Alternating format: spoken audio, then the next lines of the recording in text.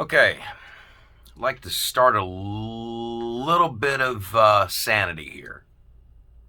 A little bit of sanity. A little bit of sanity. What's that worth to you? Well, let's see. Over the last few weeks, a lot of people have experienced a lot of loss. There's been a lot of fear and confusion. So it's understandable to a certain extent, and I'm not in any way downplaying the loss that a lot of you have suffered. It sucks. There's no other way about it. But there's got to be a little bit of sanity. You can't let social media, the government, the CDC, social media, and everyone else dictate to you the level of fear they think that you need to have. And this video is also an admission of something of my own. It's my personal information, which I haven't really chosen to share until now, but it's to prove a point. And no, I'm not saying that my situation is going to work for everybody. Everyone's got a little bit of different things they're going to need. And it all comes down to your body and your gene makeup and how much your immune system has been exposed to the world around you since you were born. Now, part of the thing I want to address here is the fact that it seems like everyone is just fine and dandy and okay to let someone else do the thinking. The critical thinking, the deductive reasoning, the ability to do research, to find out things on your own. Doesn't mean you're always going to be right, doesn't mean you're always going to be wrong, but at least you're making the effort to find out what you can and not remain ignorant and therefore easily manipulated.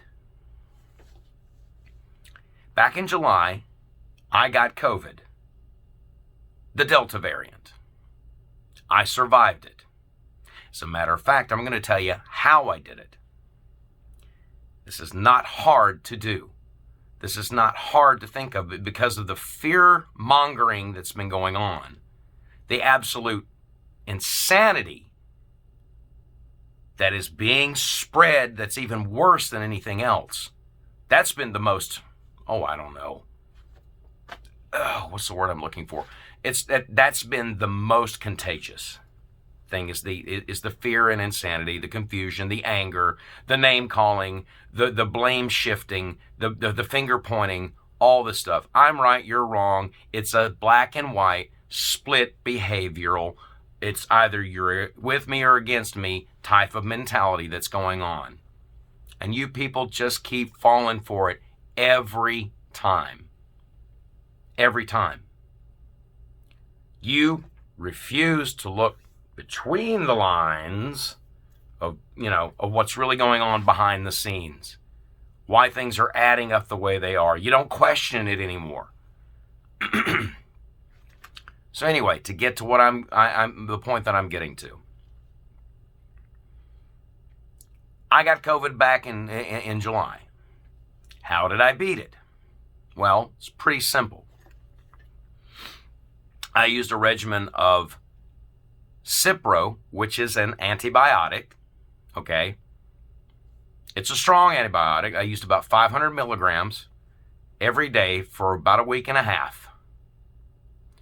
I also used vitamin C, 3,000 IU units daily. I used 50 milligrams of zinc daily. I drank a lot of fluids. Okay, the first day that I noticed the first symptom, for the first 2, maybe 3 hours, I had a low-grade fever. Okay, but as soon as I took the Cipro, within 30 minutes, the fever was gone, never came back because I stayed on that regimen. Okay.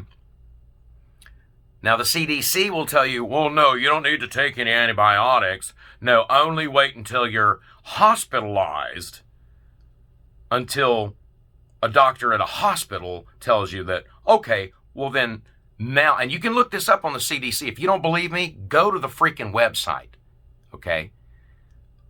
But according to the CDC, they say, no, don't take any antibiotics while you're at home. Wait until you get so bad off that you have to go in an emergency room, and then maybe the doctor will prescribe antibiotics to you. Well, yeah, there's always the argument, and it's always probably case in point, is that when it comes to antibiotics, they only really address the bacteria and not so much a virus. Well, okay, it's viral. I get that. It's a dead entity.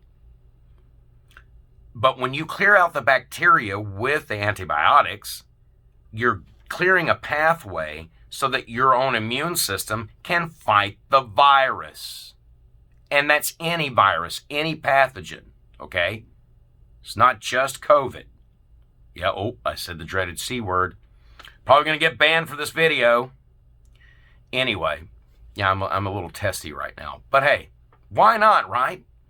The point is that I beat it because I took the measures quickly.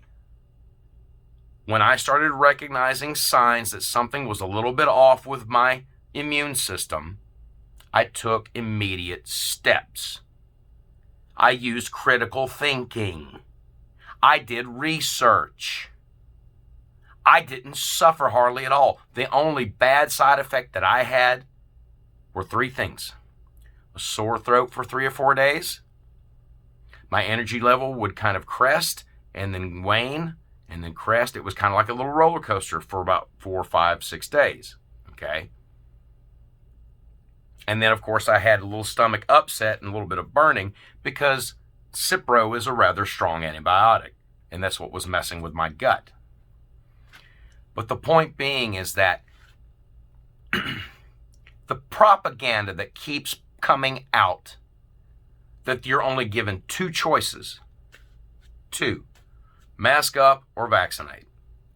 Yet Pfizer, when it got approved here about 2-3 weeks ago, came out when the FDA approved it as only being 42% effective. Okay. How many of you knew that? I don't know. How many of you bothered to do the research, or you just let the news media and social media dictate what your thinking is going to be and what your information is going to be? Folks, here's a bit of reality here. We're all going to die of something. And what the news media and the CDC have flipped the narrative on, which is absolutely ridiculous, when they tell you and you hear the words herd immunity, they're trying to base that on the number of people who've been vaccinated. That's not the proper definition of herd immunity.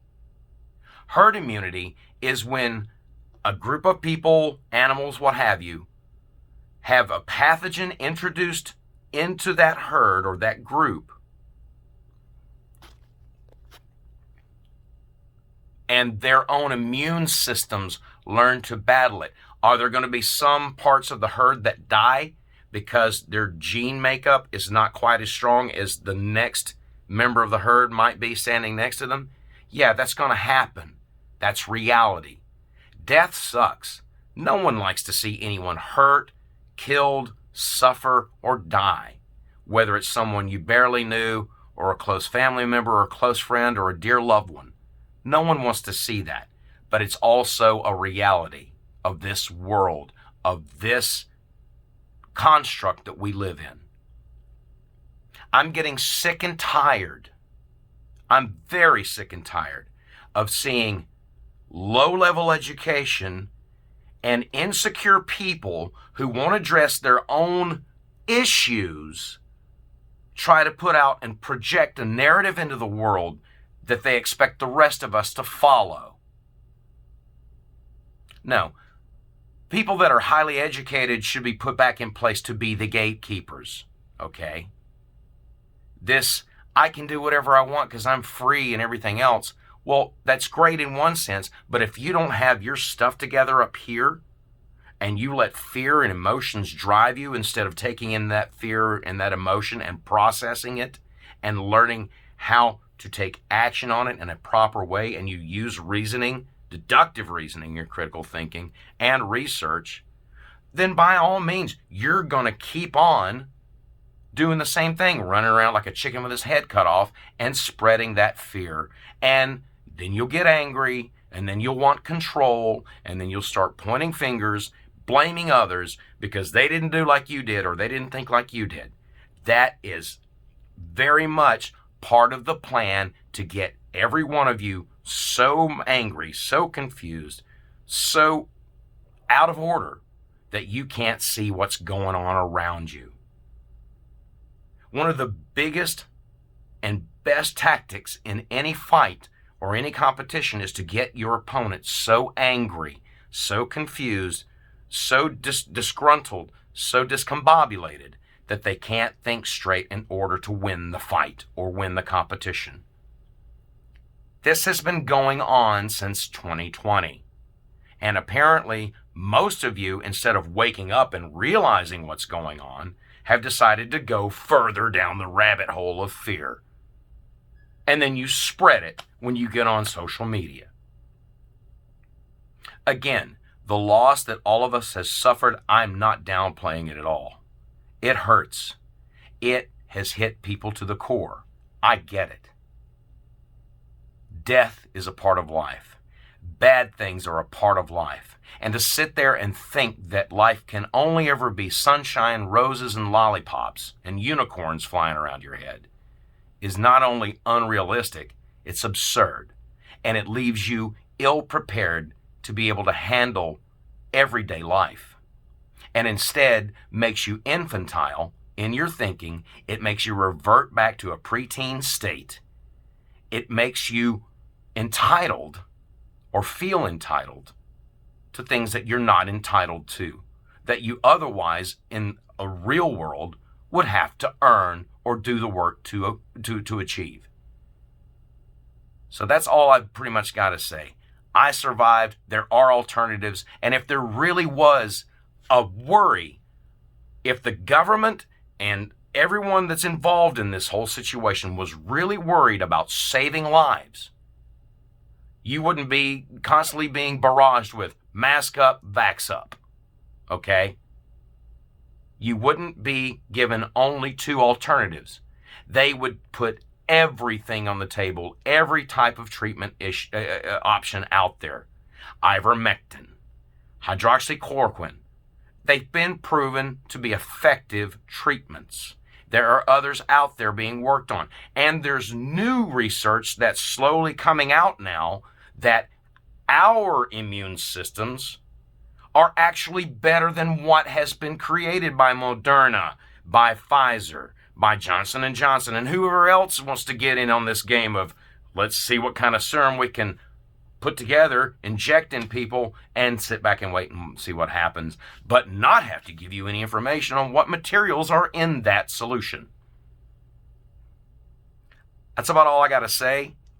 I really, honestly, do not care what you think of what I've just said, what your comments are going to be, whether you like it, hate it, get angry about it, want to spew, vitriol at me and stuff. That's fine. I really don't care. I've got one person in this world. Actually, I've got three. I've got several people in this world that are close to me, including myself, that I have to take care of.